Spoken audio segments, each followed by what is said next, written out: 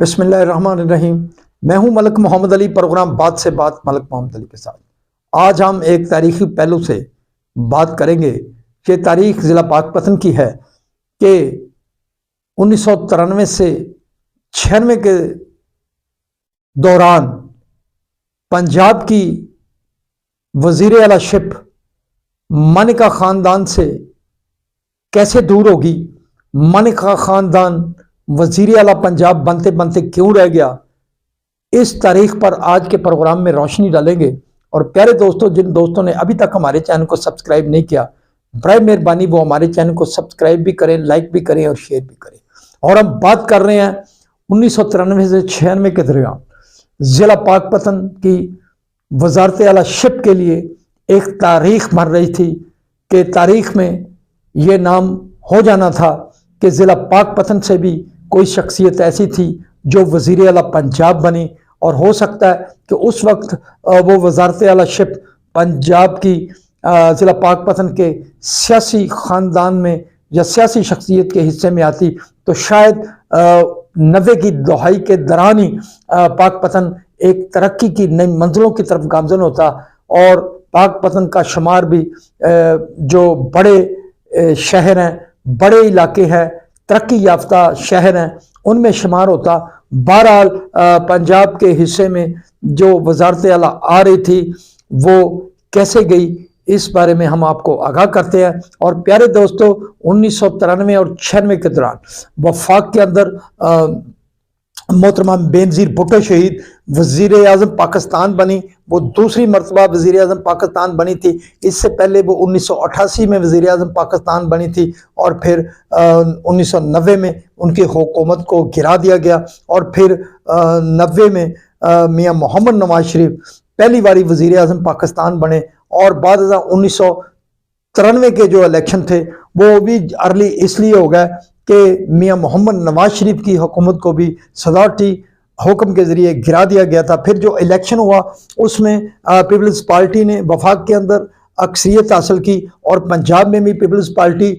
نے اکثریت حاصل کی، لیکن چونکہ پیپلز پارٹی کی اتحادی تھی چٹھا لیگ، حامد ناصر چٹھا جو سپیکر قومی اسمبلی بھی رہ چکے تھے، ایک بڑے ہی سیانے اور زیرک سیاستدان تھے۔ حامد ناصر چٹھا گروپ کی طرف سے 16 ایم پی اے جو پنجاب کے اندر منتخب ہوئے تھے وہ بہت ہی اہم ایم پی اے تھے، چونکہ مسلم لیگ، نون اور پیپلز پارٹی کے درمیان نشستوں کا جو فرق تھا وہ بہت کم تھا۔ اس میں جو چٹھا لیگ تھی اس کا کردار بہت اہم تھا، اس کے جو 16 کے قریب ایم پی ایز تھے وہ اس حکومت کی کڑی تھے، جو پیپلز پارٹی اور چٹھا لیگ اور دیگر جو ایسے آزاد ارکان شامل تھے ان کی بنیاد پر وہ حکومت کھڑی تھی۔ اس وقت کے وزیر اعلیٰ پنجاب میاں منظور وٹو کو جب اتارا گیا، میاں منظور وٹو کی جگہ پر نیا وزیر اعلیٰ پنجاب بنانے کے لیے محترمہ بینظیر بھٹو شہید ایکٹیو ہوئی، کیونکہ میاں منظور وٹو کی جو پالیسیاں تھیں یا کوئی ایسے معاملات سامنے آ رہے تھے جو پیپلز پارٹی کو اس وقت انتہائی ناگوار گزرے، اور فیصلہ کیا گیا کہ پنجاب کے اندر نیا وزیر اعلیٰ لایا جائے۔ اب جب حامد ناصر چٹھا اور محترمہ بینظیر بھٹو شہید کے درمیان مذاکرات ہوئے، جب بات چلی تو پھر پاک پتن کے سیاسی رہنما، پاک پتن سے تعلق رکھنے والے میاں عطا محمد خان مانیکا کا نام فائنل ہو گیا وزیر اعلیٰ پنجاب کے لیے، اور اس حوالے سے بڑے سارے مذاکرات طے ہو گئے پیپلز پارٹی اور چٹھا لیگ کے درمیان۔ وزیر اعلیٰ پنجاب کے لیے میاں عطا محمد خان مانیکا کا نام فائنل کر لیا گیا، اور اس بارے میں محترمہ بینظیر بھٹو شہید سے میاں عطا محمد خان مانیکا کی ملاقات بھی ہوگی، اور تمام مراحل طے ہو گئے۔ بلکہ وزارت اعلیٰ شپ کے لیے میاں عطا محمد خان مانیکا کی طرف سے تیاریاں مکمل ہوگی، شیروانی بھی سلوا لی گئی، اور اس کے حوالے سے جو لوازمات وزیر اعلیٰ پنجاب کے لیے بننے کے لیے فارمولہ تھا وہ طے ہو گیا۔ اب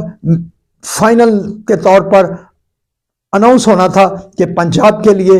میاں عطا محمد خان وزیر اعلیٰ پنجاب ہوں گے، لیکن اس دوران پاکستان سے کی سیاست میں جیسے بھونچال آ جاتا ہے، اسی طرح پھر ضلع پاک پتن سے ایک بھونچال اٹھا، جس کی جو حوالے سے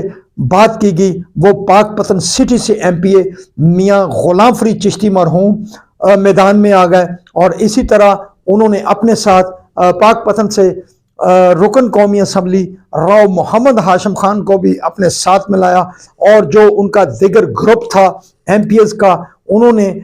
محترمہ بینظیر بھٹو اور کاف لیگ جو اس وقت چٹھا لیگ تھی اس کی قیادت پر دباؤ ڈالا، اور دباؤ ڈال کر ان کے فیصلے کو تبدیل کروایا، اور انہوں نے اس فیصلے کو تبدیل کروا کے جو پاک پتن کا علاقہ تھا اس میں جو وزارت اعلیٰ شپ آ رہی تھی، اس وجہ سے پاک پتن اس وزارت اعلیٰ شپ سے محروم ہو گیا، کیونکہ راؤ محمد ہاشم خان اور میاں غلام فرید چشتی کے جو سیاسی تعلقات سے وہ میاں عطا محمد خان مانیکا سے انتہائی خراب تھے، اور ان کی جو سیاست کا محور تھا وہ مانیکا خاندان کے خلاف سیاست تھی۔ اسی تناظر میں انہوں نے اپنا زور ڈال کر یہ فیصلہ تبدیل کرایا، اور پھر آخری وقت تک جب میاں عطا محمد خان مانیکا وزیر اعلیٰ پنجاب بننے والے تھے، ان کے فیصلے کو ریجیکٹ کر کے فوری طور پر عارف حسین نقوی کو وزیر اعلیٰ پنجاب بنایا گیا، جن کا تعلق پتوں کی سے تھا۔ بہرحال ضلع پاک پتن کی سیاست کے حوالے سے یہ ایک تاریخ تھی، اسی لیے اس پروگرام کے ذریعے دوستوں کو آگاہ کیا کہ وزیر اعلیٰ شپ پاک پتن کے حصے سے آتے آتے کیسے رہ گئی۔ سلام پاکستان، سلام اوورسیز، اللہ حافظ۔